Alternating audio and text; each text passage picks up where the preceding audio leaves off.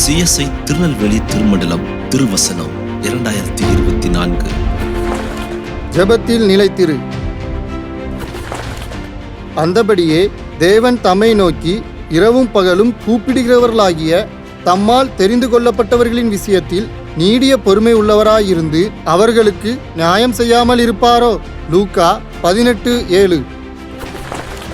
Persistence in prayer. And will not God bring about justice for his chosen ones who cry out to him day and night? Will he keep putting them off? Luke chapter 18 verse 7.